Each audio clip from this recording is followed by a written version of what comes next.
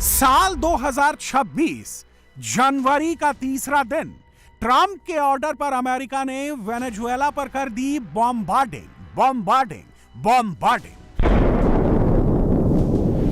America ने इतने बम गिराए, चीखते चिल्लाते लोग ही नजर आए।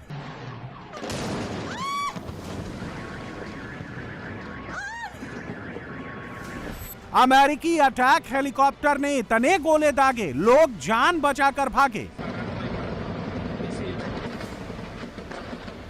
ये नए साल पर आतिशबाजी की तस्वीरें नहीं हैं। ये अमेरिका के हमले के बाद वेनेजुएला में ताबड़तोड़ धमाकों की गूंजें हैं।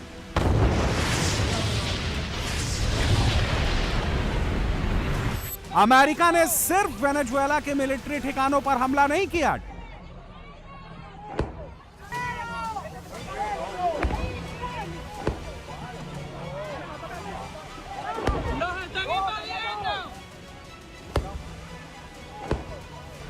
ट्रंप ने सिर्फ 1 घंटे के भीतर, जी हां, सिर्फ 1 घंटे के भीतर एक देश को घुटने पर ला दिया।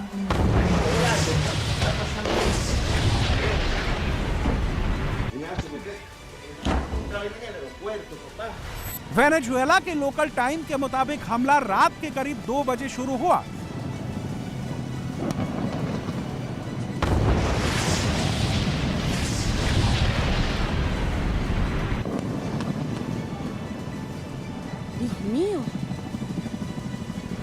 जिस वक्त पूरा वेनेजुएला गहरी नींद में था, ठीक उसी वक्त अमेरिका ने एक साथ कई लोकेशंस पर हमला किया।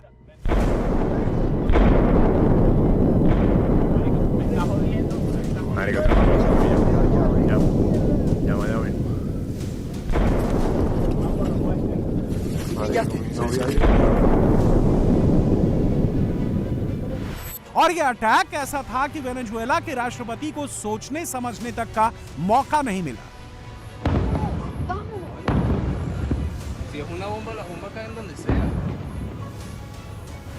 और जब तक कोई कुछ समझ पाता, तब तक वेनेजुएला का कोना कोना अमेरिकी बम के धमाकों से गूंज उठा था।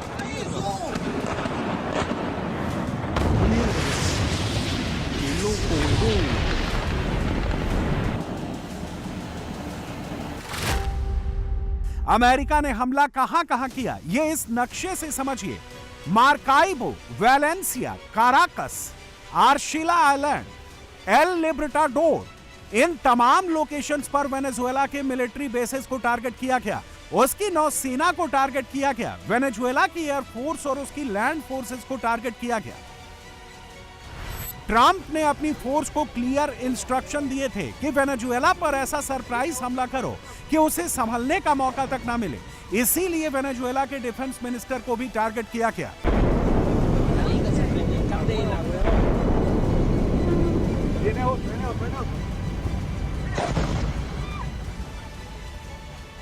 लेकिन वो बच गया। और फिर उसने कैमरे पर क्या कहा, ये सुनिए। Buenos días, pueblo heroico de Venezuela, soldados y soldadas de la patria, hijos e hijas de Bolívar. La Fuerza Armada Nacional Bolivariana informa al mundo entero que en la madrugada de hoy, 3 de enero, el pueblo venezolano ha sido objeto de la más criminal agresión militar por parte del gobierno de los Estados Unidos de Norteamérica.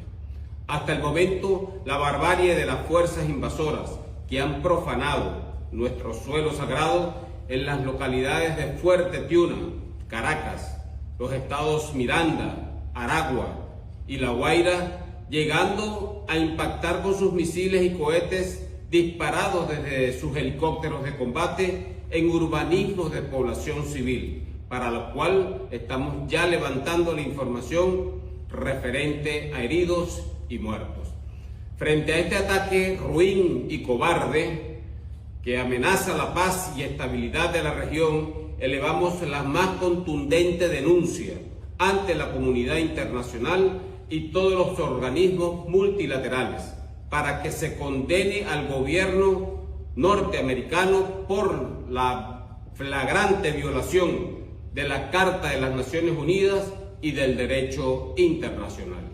La Venezuela libre, independiente y soberana rechaza con toda la fuerza de su historia libertaria la presencia de estas tropas extranjeras que solo han dejado a su paso muerte, dolor y destrucción.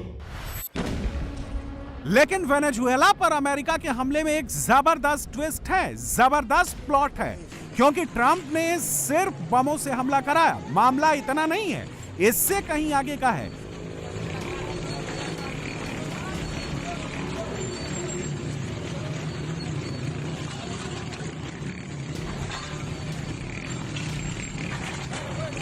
Venezuela में Trump का mission सिर्फ उसके military ठिकानों को तबाह करना नहीं था।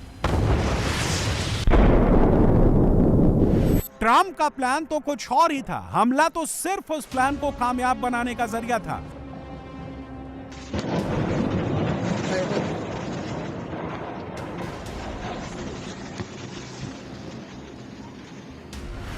अब बहुत गौर से ये तस्वीरें देखिए। इसमें अमेरिका के अपाचे अटैक हेलीकॉप्टर्स और चिनूक हेलीकॉप्टर्स वेनेजुएला के आसमान में नजर आ रहे हैं, और ये सिर्फ हमले के लिए नहीं आए थे।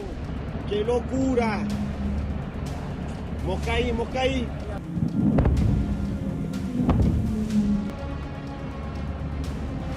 इनका मिशन था वेनेजुएला के राष्ट्रपति निकोलस मादुरो को किडनैप करना।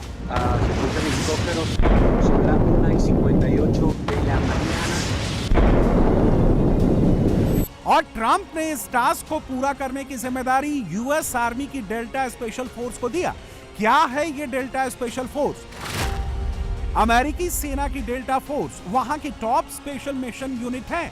2019 में जिस मिशन में आईएसआईएस के सरगना अल बगदादी को मार गिराया था, उस मिशन में भी डेल्टा फोर्स ही शामिल थी। 2001 में अफगानिस्तान की तोरा बोरा की पहाड़ियों से लादेन को ढूंढ निकालने का टास्क भी इसी डेल्टा फोर्स को दिया गया था। और ऑपरेशन खत्म होने के बाद ट्रंप ने खुद सोशल मीडिया पर आकर कहा कि अमेरिका ने वेनेजुएला पर बड़े स्केल की मिलिट्री स्ट्राइक की है, और इस स्ट्राइक में वेनेजुएला के राष्ट्रपति निकोलस मादुरो और उनकी पत्नी को कैप्चर करके देश से बाहर ले जाया गया है। सवाल है, ट्रंप ने ऐसा क्यों किया? इसका जवाब आपको आगे देंगे। पहले यह देखिए कि ट्रंप वेनेजुएला पर हमले की भूमिका कब से और कैसे बना रहे थे, कैसे कैमरे पर आकर बता रहे थे कि वेनेजुएला के राष्ट्रपति को छोड़ेंगे नहीं। He's offered everything.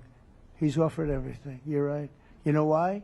Because he doesn't around with the United States. He can do whatever he wants. I mean, we have a massive armada formed, the biggest we've ever had, and by far the biggest we've ever had in South America. He can do whatever he wants. It's all right. Whatever he wants to do. If he wants to do something, if he plays tough, it'll be the last time he's ever able to play tough. यानी हमले का संकेत खुद Trump ने दे दिया था। अब आपको सबसे पहले यह समझना होगा कि ट्रंप ने वेनेजुएला पर हमले के लिए 3 जनवरी 2026 की तारीख ही क्यों चुनी? हमला तो दिसंबर 2025 में ही होने वाला था। और इसका खुलासा सीबीएस न्यूज की सीनियर व्हाइट हाउस रिपोर्टर ने किया है, जिसके मुताबिक ट्रंप ने यूएस मिलिट्री को वेनेजुएला में लैंड स्ट्राइक का ऑर्डर कुछ दिन पहले ही दे दिया था। अमेरिका यह हमला पिछले साल क्रिसमस वाले दिन ही करने वाला था, लेकिन तब नाइजीरिया में आईएसआईएस के ठिकानों पर एयर स्ट्राइक की वजह से प्लान चेंज हो गया। फिर क्रिसमस के अगले ही दिन हमले का प्लान रेडी हुआ, मगर वो भी खराब मौसम की वजह से कैंसिल हो गया। अमेरिकी सेना मौसम साफ होने का इंतजार कर रही थी ताकि वेनेजुएला में कामयाब ऑपरेशन हो पाए। और फिर इसके बाद ट्रंप ने हमले के लिए 3 जनवरी की तारीख चुनी और वेनेजुएला पर हमला बोल दिया।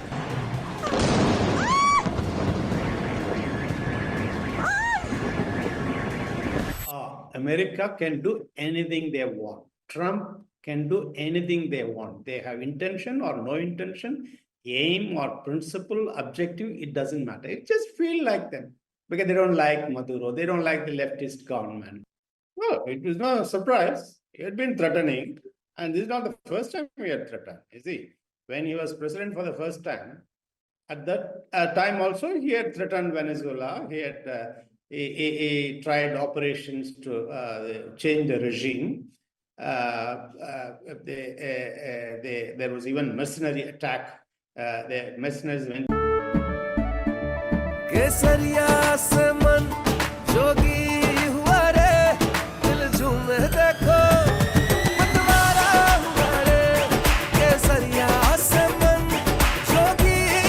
हर पल मनाओ केसरी त्योहार। विमल, बोलो जुबान Kesari. In a boat to overthrow Maduro, and so they had squeezed Venezuela, and it failed.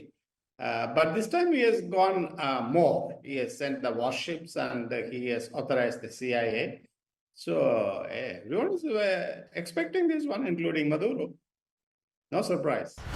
Venezuela पर अमेरिका के हमले की टाइमिंग इसलिए भी इंपॉर्टेंट है क्योंकि अमेरिकी हमले के ठीक चंद घंटों पहले लैटिन अमेरिका और कैरेबियन का जिम्मा संभाल रहे चीन के राष्ट्रपति शी जिनपिंग के स्पेशल एनवॉय ने वेनेजुएला के राष्ट्रपति से 1-to-1 मुलाकात की थी। हमले से ठीक पहले इस मुलाकात की तस्वीरें खुद निकोलस मादुरो के ऑफिस ने जारी की थी। लेकिन ट्रंप ये तय करके बैठे थे कि वेनेजुएला में चाहे जिनपिंग का स्पेशल एनवॉय मौजूद हो या कोई और, हमला तो होकर रहेगा। और अब हमले से ठीक पहले की डिटेल भी सामने आ गई है। 3 जनवरी की रात 2 बजे वेनेजुएला पर स्ट्राइक से ठीक पहले 2 जनवरी को ट्रंप ने अपनी नेशनल सिक्योरिटी की मीटिंग बुलाई थी। यह मीटिंग फ्लोरिडा में 2 जनवरी की शाम को हुई थी। न्यूयॉर्क टाइम्स की रिपोर्ट के मुताबिक इस मीटिंग में ट्रंप के कई टॉप एडवाइजर्स काफी देर तक उनसे चर्चा करते रहे और 2 जनवरी की शाम हुई। इसी मीटिंग में तय हो गया कि 3 जनवरी रात 2 बजे वेनेजुएला पर अमेरिकी हमला हो और निकोलस मादुरो को पकड़कर लाया जाएगा। यह भी पहले से तय था कि हमले के बाद अमेरिका की ओर से ऑफिशियल बयान तब जारी किया जाएगा जब वेनेजुएला के एयरफोर्स से अमेरिकी सैनिक और उनके चॉपर सुरक्षित अमेरिकी एयर स्पेस में पहुंच जाएंगे। और हुआ भी बिल्कुल वैसा ही। जैसे ही अमेरिकी जेट्स और हेलीकॉप्टर्स वेनेजुएला की एयर स्पेस से बाहर निकले,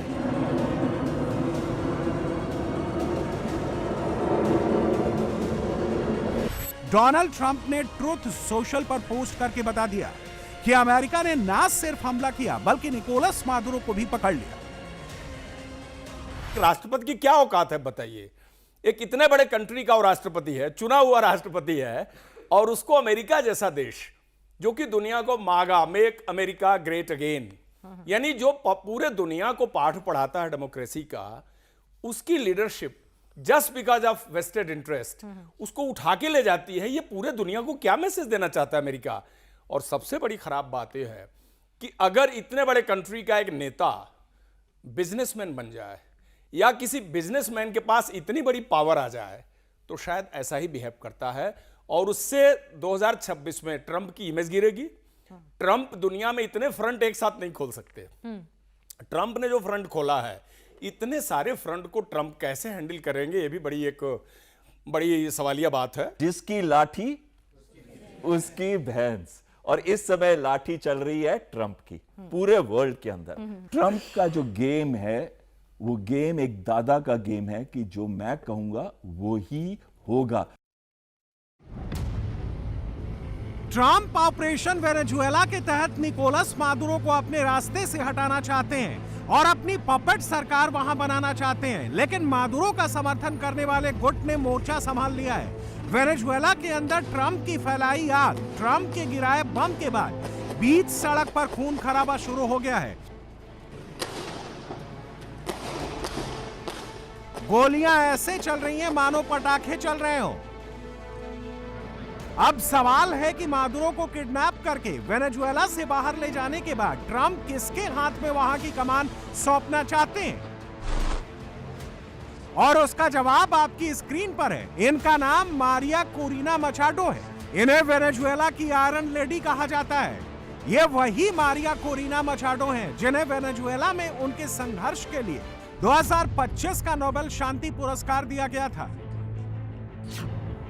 लेकिन अक्टूबर 2025 में नोबेल पीस प्राइज मिलने के बाद इन्हीं मारिया कोरिना मचाडो ने अपना अवार्ड अमेरिकी राष्ट्रपति डोनाल्ड ट्रंप को डेडिकेट कर दिया था। बाद में ट्रंप ने भी कहा था कि मारिया कोरिना ने खुद उनसे कहा था कि नोबेल पुरस्कार उन्हें यानी ट्रंप को मिलना चाहिए था। अब आप सोचेंगे कि जो ट्रंप वेनेजुएला से इतनी नफरत करते हैं वो मारिया कोरिना मचाडो के प्रशंसक क्यों हैं, और मारिया अपना अवार्ड उन्हें क्यों डेडिकेट करती हैं? इसका जवाब खुद मारिया से सुनिए। We will turn Venezuela into that energy, technological, and democracy hub of the Americas, and we count on you. कुछ समझे आप? निकोलस मादुरो को रास्ते से हटाकर मारिया कोरिना को वेनेजुएला में सत्ता सौंपना दरअसल ये कुछ और नहीं, ट्रंप का तेल वाला खेल है। जानकारों का मानना है कि वेनेजुएला में सत्ता बदलने से अमेरिकी कंपनियों को वहां बड़ा निवेश करने और तेल बाजार पर अपना कंट्रोल जमाने का मौका मिल जाएगा। हमने तो सुना था कि विधि का विधान है जो बताता है कि किसको कहां पहुंचाना है, पर यह पहली बार सुना है कि एक राष्ट्रपति, और वो भी एक बड़े देश का, दुनिया के सबसे ताकतवर देश का, डिसाइड करता है कि लॉ कुछ चीज नहीं है, इंटरनेशनल रिलेशंस कुछ चीज नहीं है, जो उसका मन आता है वही करेगा और वही लॉ बनेगा। आज तक तो ये सुना नहीं कि एक दूसरे देश का प्रेसिडेंट इस तरह किडनैप किया जाए और उठा के उसको अपने देश से दूसरे देश पहुंचा दिया जाए, और उसके ऊपर उसकी फैमिली को भी, उसकी फैमिली ने क्या गुनाह किया था मादुरो की। तो इंटरनेशनल लॉ टाइप की कोई चीज नहीं रह गई दुनिया में। जो ट्रंप कर रहा है, ऐसी मनमानी कर रहा है, और किस चीज के लिए कर रहा है?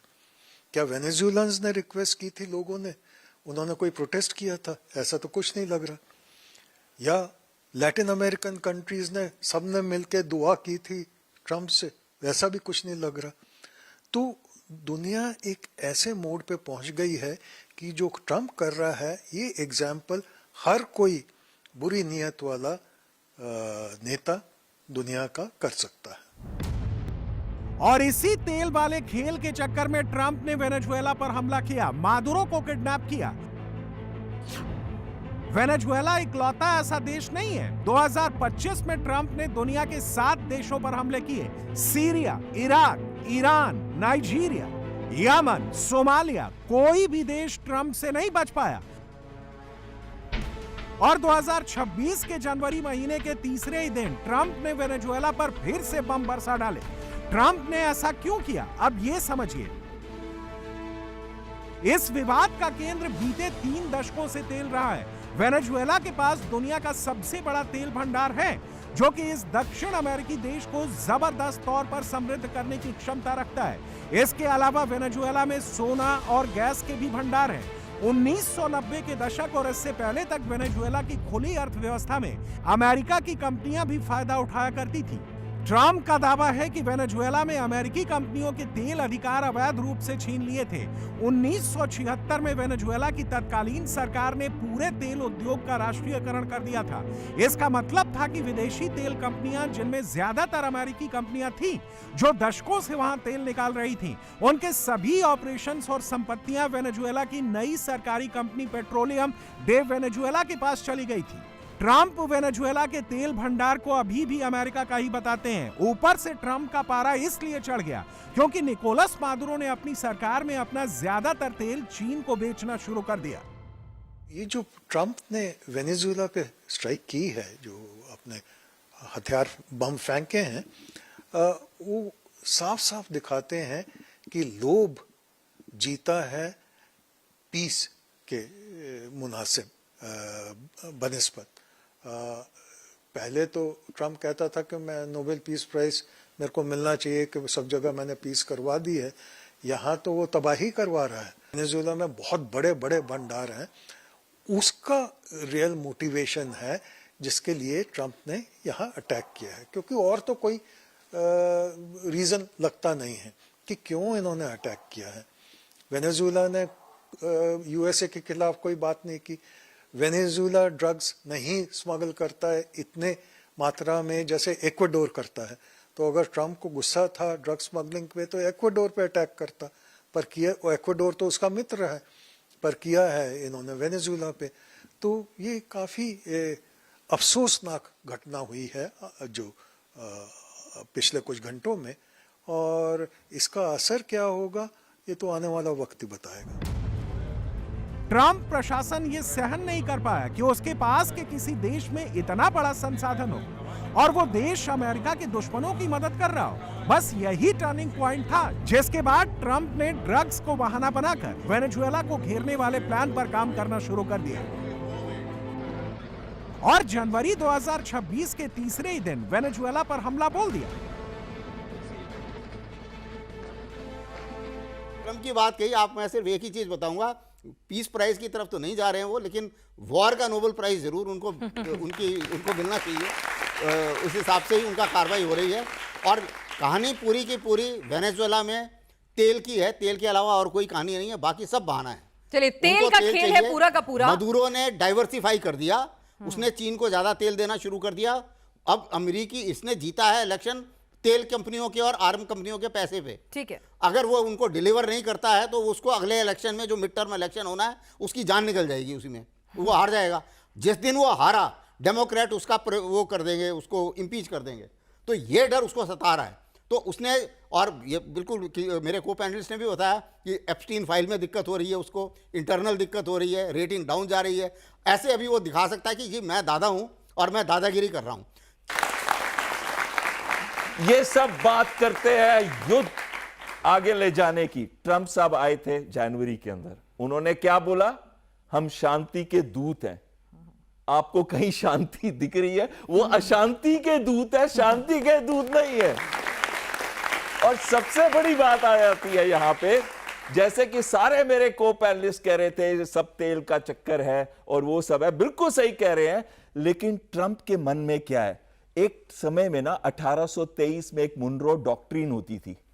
मुनरो डॉक्ट्रिन का मतलब है कि प्रेसिडेंट मुनरो ने कहा था जो भी यूरोप के वेस्टर्न हेमिस्फीयर आता है वो अमेरिका का है, बाकी सब दूसरों का। यानी कि दादागिरी जो है सिर्फ अमेरिका की चलेगी, कोई कॉलोनियलिज्म नहीं होगा वेस्टर्न हेमिस्फीयर। वेस्टर्न में क्या आता है? North America, south America. तो उस जगह पे सिर्फ अमेरिका की दादागिरी होगी। और आज कॉलोनियलिज्म नया आ रहा है, मैं इसको न्यू कॉलोनिज्म कहता हूं। यानी कि अब ट्रंप पश्चिम करते रहेंगे तो वापस भारत पहुंच जाएंगे यहां पे। तो कहीं ना कहीं ये सारी दादागिरी मैसेज देने के लिए है। किन किन को मैसेज दिया जा रहा है? माडुरो चले जाएंगे, मशाडो आ जाएंगी, जिनको नोबेल पीस प्राइज मिला था, अगर आपको याद होगा। और उन्होंने ऑलरेडी, ट्रंप ने अपने ट्रूथ सोशल में ये कह दिया कि हमने हिरासत में ले लिया है उनके मादुरो को और उनकी पत्नी को। लेकिन जो अगला स्टेप है अब वो आएगा कि मशाडो को बनना चाहिए वहां पे प्रेसिडेंट। और मशाडो ने शुरू से कहा है कि जो नोबेल पीस प्राइज मैं अर्पण करती हूं किसको? ट्रंप को। यानी कि जो ट्रंप चाहते हैं वही होगा, जेड़ा मैं चाहता ना वही होएगा दुनिया दे अंदर। निकोलस मादुरो को किडनैप करके अमेरिकी डेल्टा फोर्स न्यूयॉर्क लेकर गई है। अमेरिकी मीडिया के मुताबिक मादुरो को न्यूयॉर्क में एमडीसी ब्रुकलिन डिटेंशन सेंटर में रखा जाएगा। अमेरिका में मादुरो के खिलाफ ट्रायल चलाया जाएगा। लेकिन कहानी यहीं खत्म नहीं होती, कहानी तो अब शुरू होगी। ट्रंप ने तो सिर्फ शुरुआत की है, अभी असली एक्शन बाकी है। 3 जनवरी को ट्रंप ने वेनेजुएला पर हमला किया और अब इस इंटरनेशनल फाइट में रूस की भी एंट्री होगी, चीन की भी एंट्री होगी। नए साल में युद्ध वाली टेंशन अभी और बढ़ेगी।